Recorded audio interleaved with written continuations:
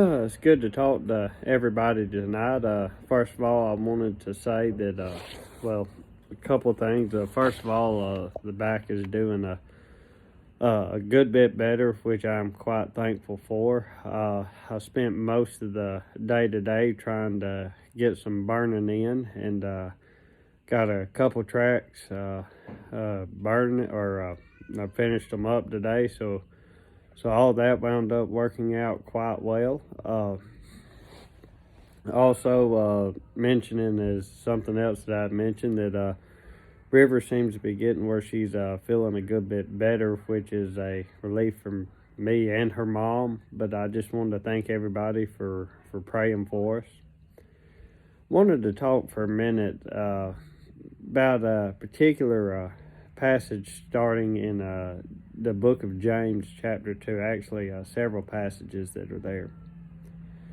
The general topic that you find James talking about here is the idea of faith versus works. That's something that, to me personally, has always seemed to be a little bit of an issue when it comes to people and the way that they see things in their life. And I think a lot of it is more to do with just generally people being lazy.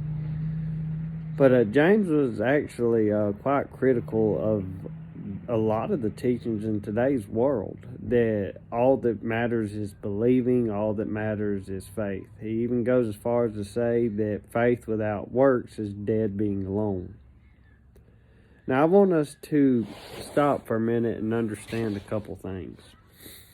When many people talk about the church, they want to say that, especially people within the Church of Christ, believe that works is what gets you to heaven.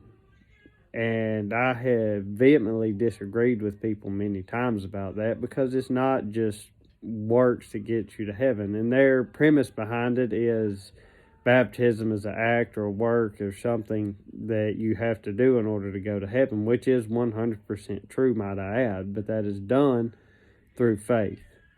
James goes in talking about somebody that's in need, and the church that's there just prays for them and then sends them on their way and does nothing to try to help them. Now, too many times today, I think, whether people realize it or not, people almost take that type of mentality. And I think a lot of times that mentality comes quite simply from the idea of it's not my problem. But James was very critical when it comes to not just saying that you believe, but proving that you believe. And even Jesus had the same mentality when it came to many different subjects, whether it came to the subject of love or believing or following him. He didn't want somebody to say that they were willing to do it. He wanted them to prove it. Too many times in today's world now, people operate on what I like to call lip service. Sounds good. And people turn around, they look, and they say, well, I can get on board with that. But they're not really dedicated to it. They don't really, truly want to do what it takes in order to follow him. Everybody wants to believe. But nobody wants to do any of the work that's involved. As we go through the rest of our week, I think it's important for each and every one of us to just take a few minutes to examine ourselves and see if this particular passage in which James is talking about is referring to us.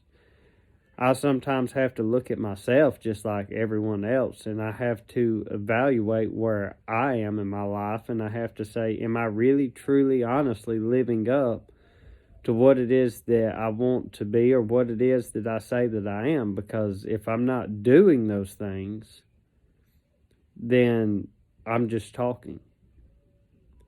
So as we go through the rest of the week, I just want us all to take a few minutes to sit and to think about where we're at when it comes to the way that other people see us, and are we really acting on the things that we say that we believe? I hope each and every one of you have an absolutely wonderful and blessed day.